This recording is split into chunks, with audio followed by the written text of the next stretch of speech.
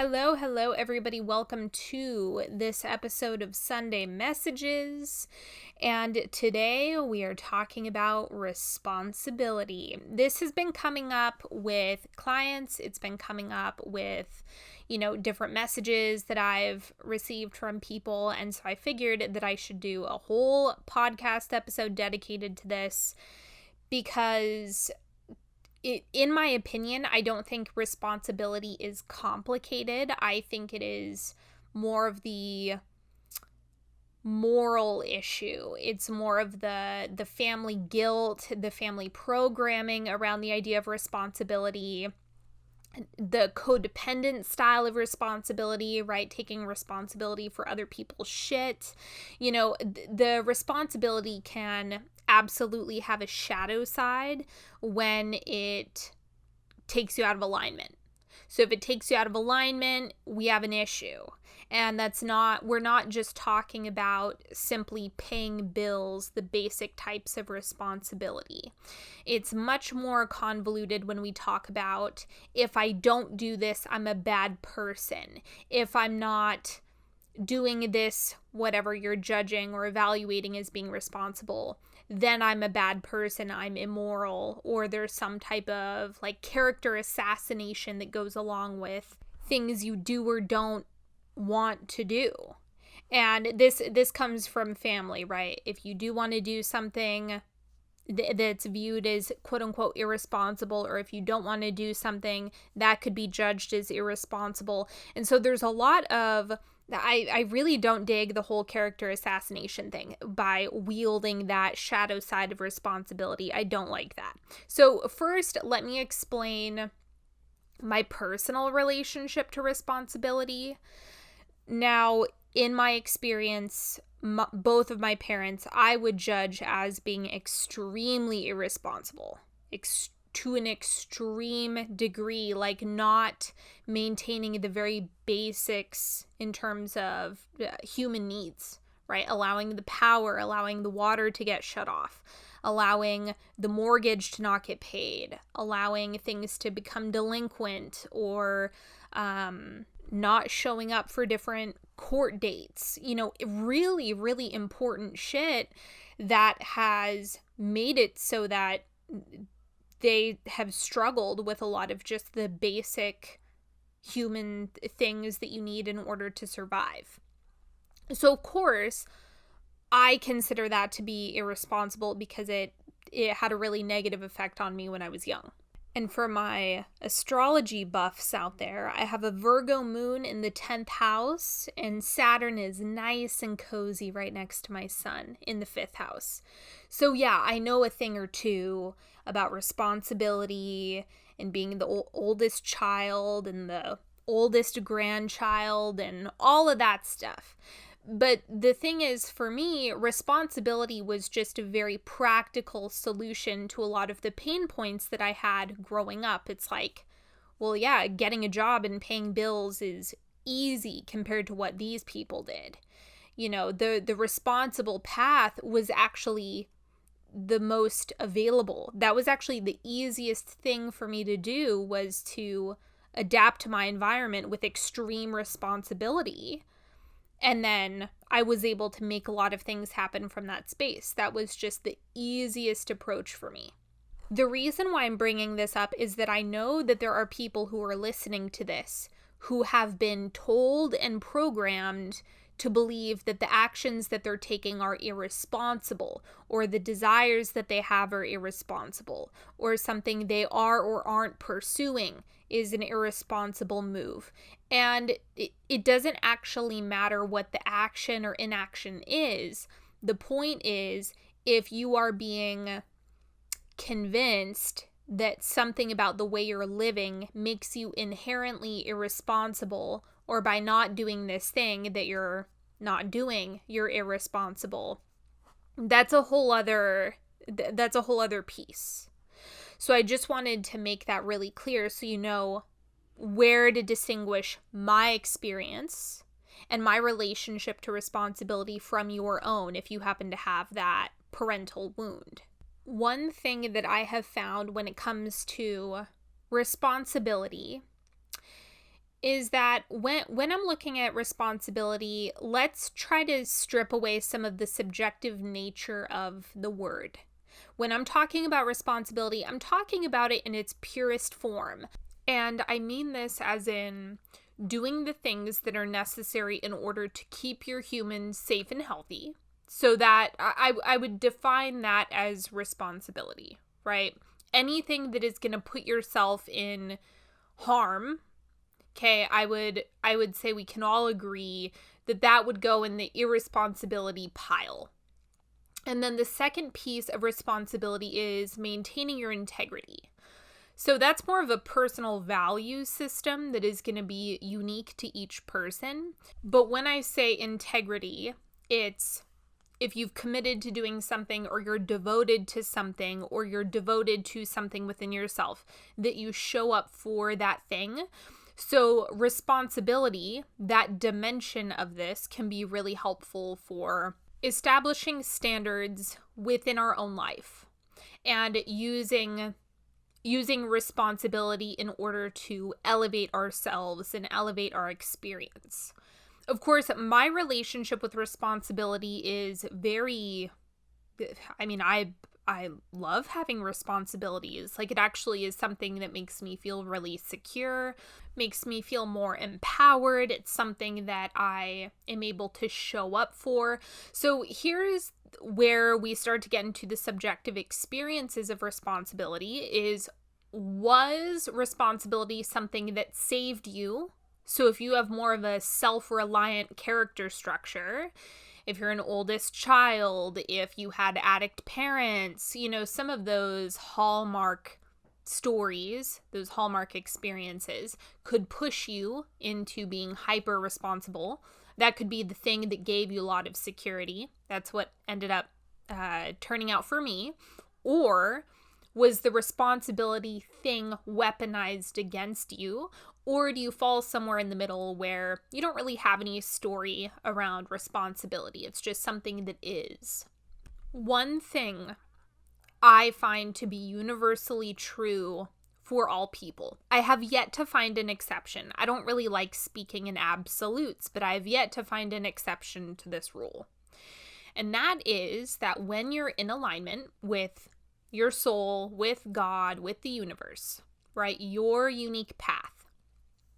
Your soul is never going to guide you into irresponsibility from the definition that I gave you. So what I mean is, your soul is not going to put you in a position where you are neglecting yourself, neglecting your dependence. Your soul is never going to say, yeah, don't pay your bills this month.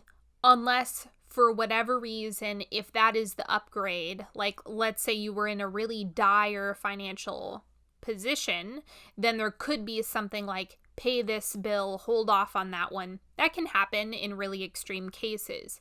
But generally speaking, your soul isn't going to guide you ever into things that are going to harm you or put you in a position of self-neglect or have you do something that carries you really far out of your integrity. Those things, your soul isn't going to lead you there. Your soul is going to lead you into feeling more secure, into the healthy expression of responsibility, into caring for yourself, being well taken care of, whatever that means for on a responsibility level in the context that you're facing in this moment. The context matters because it changes the subjective nature of it. So, like I gave with the financial example, where if I, for some reason, if my bills weren't getting paid, that would be ridiculous. But that is my relationship to responsibility at this current level. Whereas someone in a different position, maybe responsibility would look something like, I only got one eviction notice. Like that could be a step up, or something like, I was able to pay an additional half of a phone bill instead of pay $0 on a phone bill. So you get what I'm saying, where depending on where you're at, your soul is going to guide you in a direction into more stability, more fulfillment, more being taken care of, that experience of being taken care of. Here's the other piece. Whenever I start talking about pleasure, inevitably, I get messages, I get comments, I get DMs, I get emails of people expressing guilt and this feeling of irresponsibility. And what I want to say is that there is a huge distinction between truly doing something that is not in alignment, that is irresponsible from a self-harm standpoint, right? So harming your integrity, harming your relationships, harming your quality of life, harming your physical body, right? Those are the types of things where it's like, okay, sure, for all intents and purposes, let's call that irresponsible so we have a way to categorize that.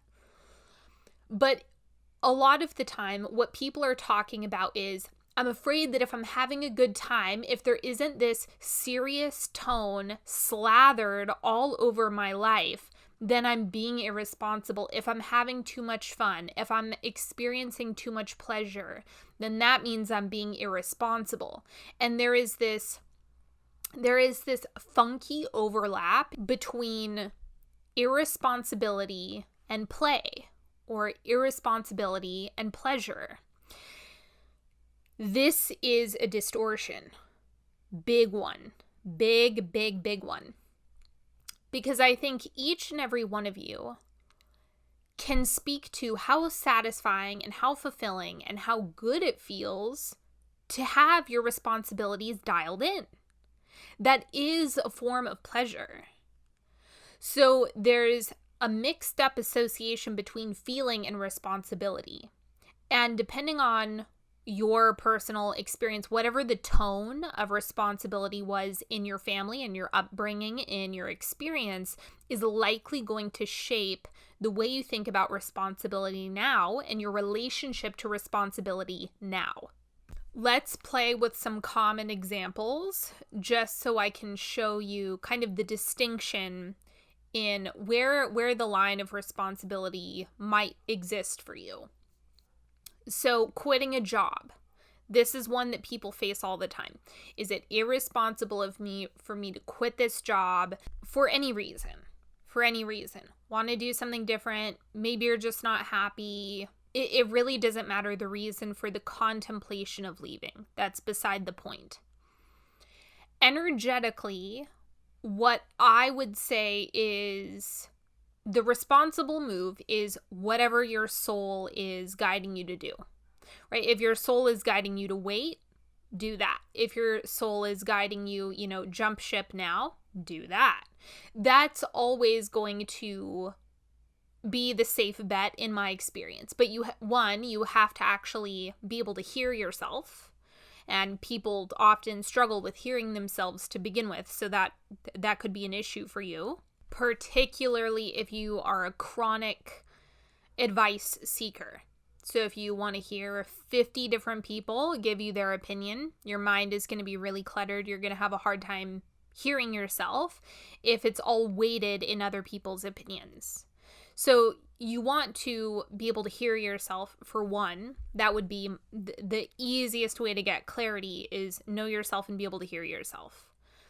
The second piece of this is actually belief that your soul knows what it's doing. Even if you were really, really clear on, I know I have to leave this job. I know it. My body is screaming. I can hear my soul clearly. It is time to jet. It is time to go. So many people are so heavily conditioned to go off of the experiences of other people, or do what mommy and daddy tell you, or go to, ask your friends first. None of that even matters. What matters is, do you actually believe what you are being guided to do? Do you believe that your soul truly has your back, that it knows what it's doing, that it knows way better than your human, and that everything is going to turn out as good or better than you believe it can be? Now, I know from experience, and as someone I'm not risk averse at all, as I'm sure you know, I am not afraid of risk in the slightest. And so for me, listening to my soul and just making moves based on, yeah, my gut says this, I'm going to do this. My intuition is on fire about this. I'm going to make this move. Yeah, fuck this job. I'm out of here. That stuff was actually never difficult for me at all. It was simply a matter of gaining more and more evidence that my soul was correct the whole time. So in the beginning, I know I've talked about this before. In the beginning, you might not want to take massive jumps if you don't have the data. But once you have a few experiences under your belt and you understand that you're not being led astray, your soul isn't going to lead you astray. It's going to lead you deeper and deeper into fulfillment. Then you can start moving a little bit faster. It won't take so much time for you to suss out what's really going on. So the point is, if you believe that your soul is going to keep you on a responsible feeling path, like a feeling of being taken care of, being supported, being accommodated fully and completely, right? If you believe that that is where your soul is pointing you, that's your North Star, then if you make moves that are in alignment with that, you're not going to go wrong. You're not actually going to end up doing anything irresponsible. The irresponsibility story comes from conditioning. That comes from programming, or it comes from neglecting and ignoring your soul's guidance. Like that time when you're like, oh, I knew I should have done that. That was your soul telling you, hey, you need to listen to me next time. Like, this will be a lot easier if you just relax and listen to me. I'm trying to help you out. That's always, we're being guided to feeling better and better, doing better and better all the time. Our natural trajectory is up. Not everyone takes that path, but if we naturally follow that, we're going to spiral up. That's organically what's going to happen when we stay in alignment. So when it comes to listening to your soul's guidance, please know that if you're really hearing your soul, because that's the key thing, is you have to be able to hear yourself. If you're really hearing yourself and you're genuinely getting guidance from your higher self, from your soul, from God, from the universe, you can guarantee with absolute certainty that you will be supported in all of your responsibilities, whatever those might be. Here's another example that I hear all the time. This is a separate topic, but I hear this a lot in Money Magic and when I'm working on money with people. And one of the things that they tell me is, well, I want to do this with my money, or I want to manifest this money so that I can do this thing because that's the responsible thing to do. For example, paying off debt. Debt is an interesting topic because people have a moral attachment to it. Like if I run a credit card balance, I'm somehow immoral. Or if I don't pay down all of this debt right away, it makes me a bad person or it makes me irresponsible. There's all of this self-judgment that goes along with debt. And I understand people not liking the feeling of being in debt. I understand all of that. But when we're talking about what is an actual responsible choice, I would say it's not correct to say that paying down debt equals being responsible. I don't agree with that. There are too many nuances. There's way too many circumstances to paint such a black and white picture of having debt or being debt-free, and that somehow being related to responsibility, because it's not. So if you can't tie it to action, then what? If you can't tie the responsibility to paying it or not paying it off, like where are you going with this? My answer, once again, has to do with the feeling. It has to do with the tone. It has to do with, is this an inspired move, or is this something that you're doing out of guilt, fear, and obligation? So as I talked about in the action episode, what you're baking into the cake is really what matters. The action itself, whether or not you do or don't pay down this debt, is not actually what's relevant here. What's relevant is, what is your mindset around it? What are your feelings around it? Where's your heart? Where's your soul? Are you in alignment when you're doing this thing?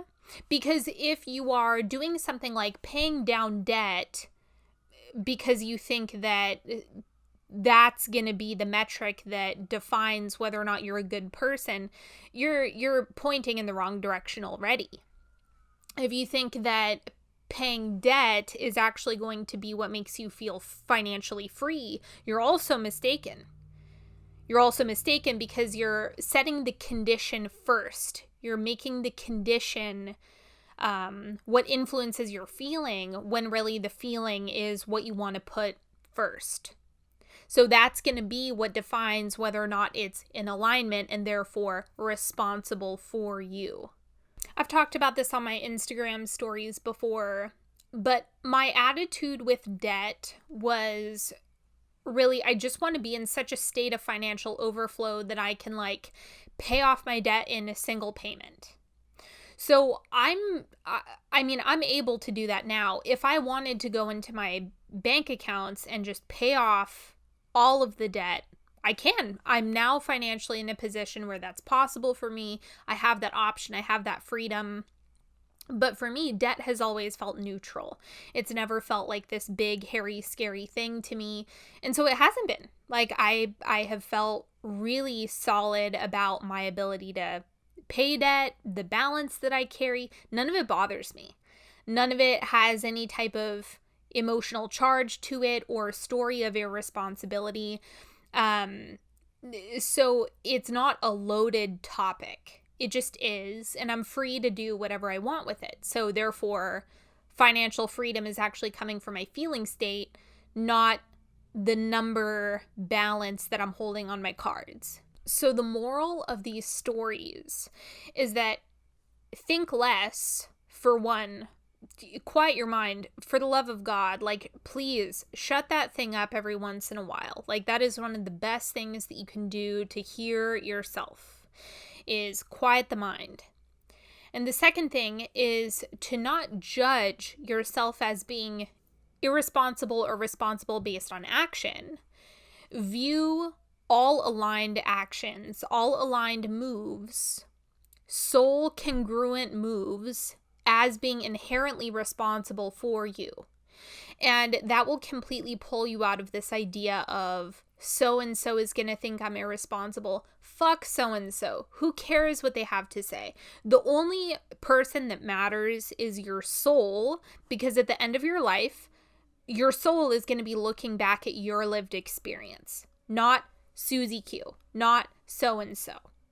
Before we get into the next segment of this podcast, I want to take a moment to tell you about the art of rulership, because I was asked repeatedly for what some people were calling a bad bitch course, for lack of better terms. Think power.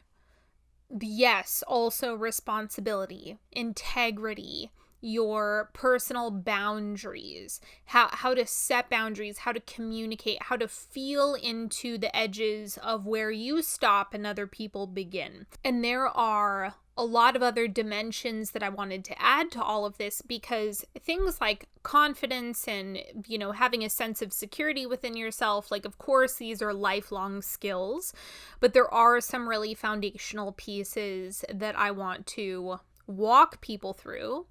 And also really make this geared towards feminine paradigm leadership, because this is one of the biggest things that I feel very passionately about right now, is being a leader of your life, being a leader in the way you're showing up in relationships, how you hold, how, first of all, you discern what standards you're holding for yourself and also what standards you're holding for others, what's reasonable, what's unreasonable, right? Teasing all of that apart.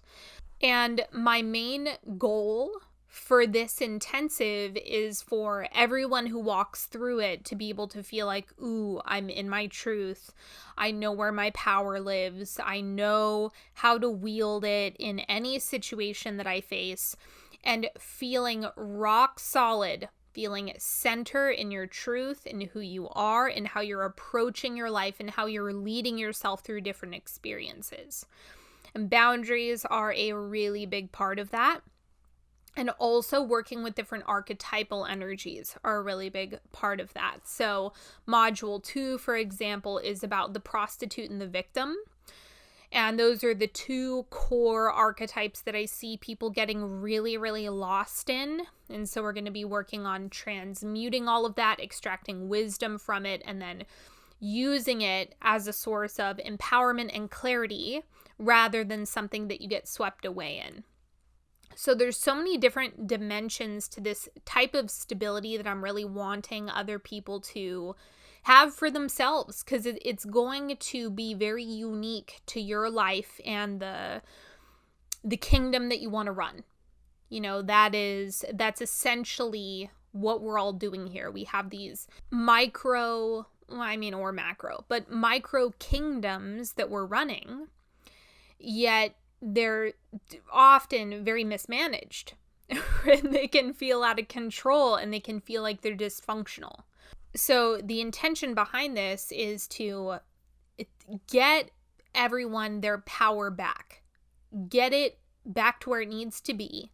Find it within yourself, hold it within yourself, wield it in all of the ways that are most constructive and beneficial for you in this lifetime.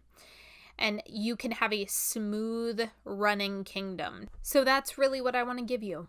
I want to give you smooth operations. I want to give you the gift of empowerment and feeling in your full confidence and your full truth, and being done with all of the second guessing and the confusion and the beating yourself up. Enough of that. We're done with that. We're retiring that shtick. It's old and played out. And so we're carving out this feminine paradigm leadership piece, getting all of the power back to where it ought to be, which is in your hands. And we're gonna kick some ass and take some names. So we start on August 3rd. It is a 2-week intensive with me. If you want to check that out, go to onyxhealing.com/rulership or check out the show notes or the description box, depending on where you are listening to this. And we're going to have a great time. So I will see you inside. Okay, so there is one more element of responsibility that I do feel is very, very, very important. I alluded to it earlier, but I really just want to make this really clear and defined for everyone.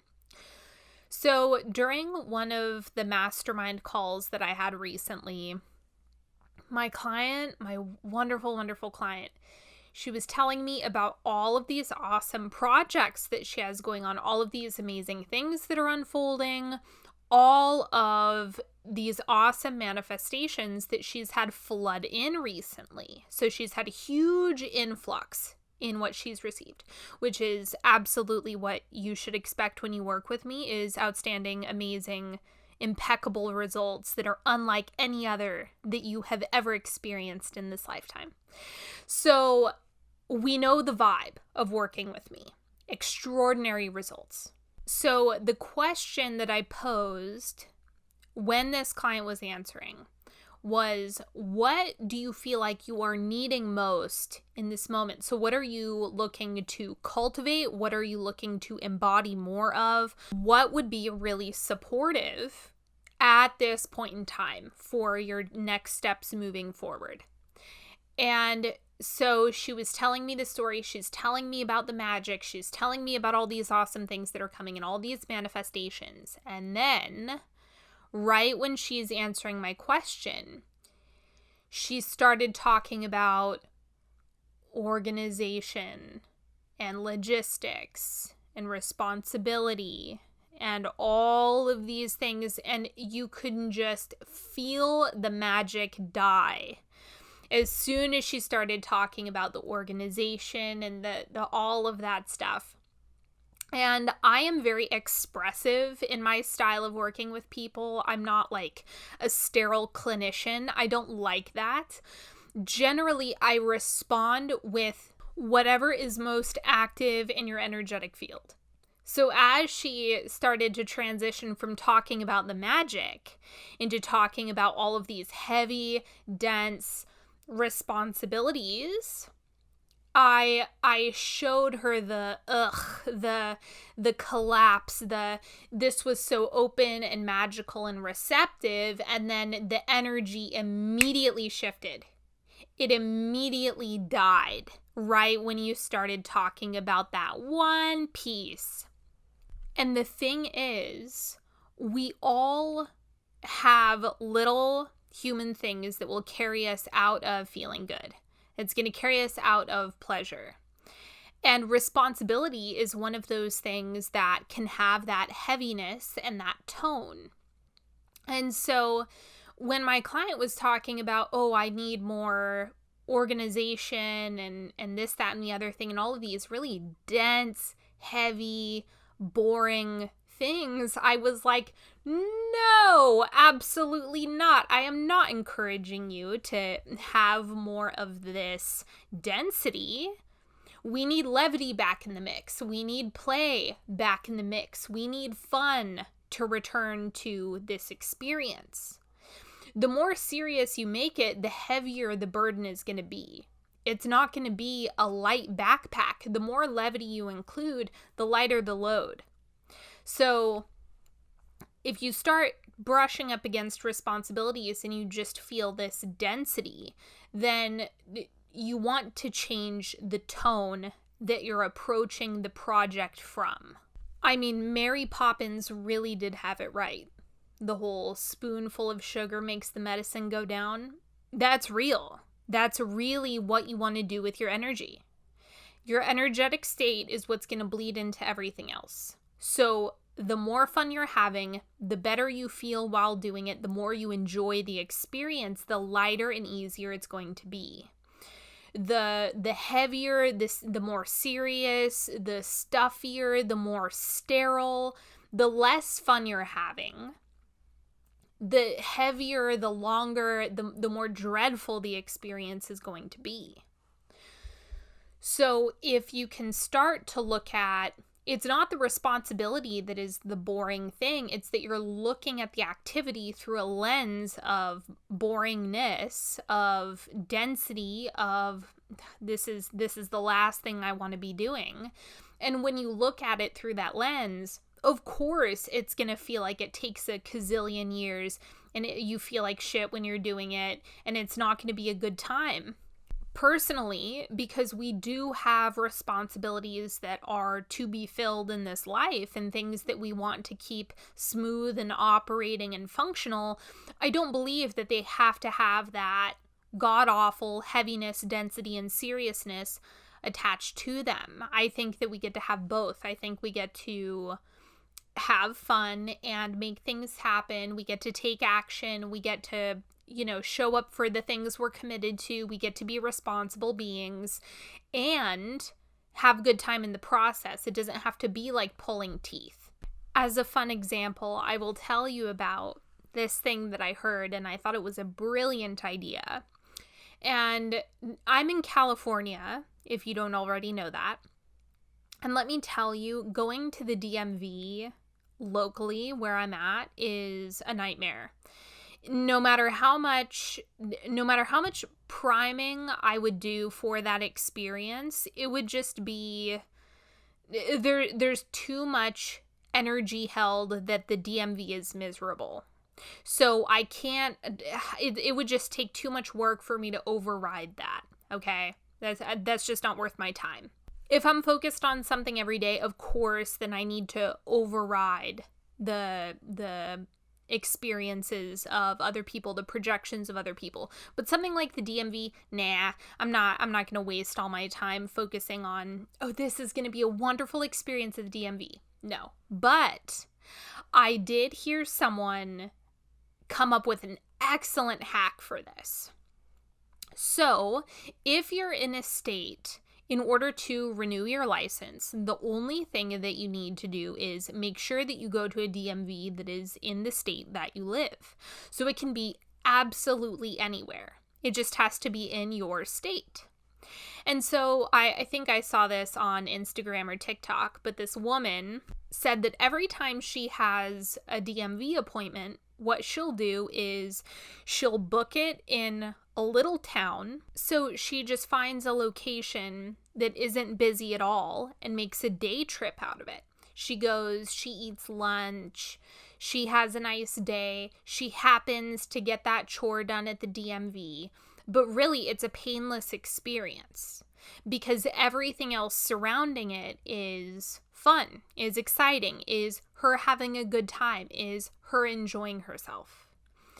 So this is one of the things where it's like, well, imagine if more things could be infused with you having a good time rather than you suffering, and just putting intention on having a little bit more fun, not making it the biggest responsibility on the planet to the point where it feels draining, but something that is just a natural consequence of you being in your integrity, in your alignment, following your soul. You're organically going to get things done. Your responsibilities are going to be fulfilled. It's not something that you have to force or push yourself to do to the point where you're miserable. That is not a requirement for you to fulfill humanly responsibilities that come along with life. So like my client who naturally wanted to fall into more seriousness at the sight of responsibility, what I'm encouraging you to do is tip the scale in the opposite direction, where it's actually more fun, where it's more pleasurable, where the things that you might not normally enjoy, well, can you infuse a little bit more pleasure and enjoyment and fun and fulfillment and satisfaction into what you know you are automatically going to get done? And from there, again, all of this is adding up and overflowing into a satisfying life, including all of the responsible bits and pieces of what you have going on. So that is my responsibility spiel for you. And I hope you've enjoyed this episode. If you think this would be helpful for anyone that you know, please send it to them. Please give me a glowing, outstanding review if you feel inspired to do so on this podcast. And I appreciate you all so much. Thank you for subscribing, hanging out with me, following me on all the socials. And that's a wrap. That's a wrap. You have a beautiful rest of your day or whenever you're listening to this. I will talk to you later, and have a good one, everybody. Bye-bye.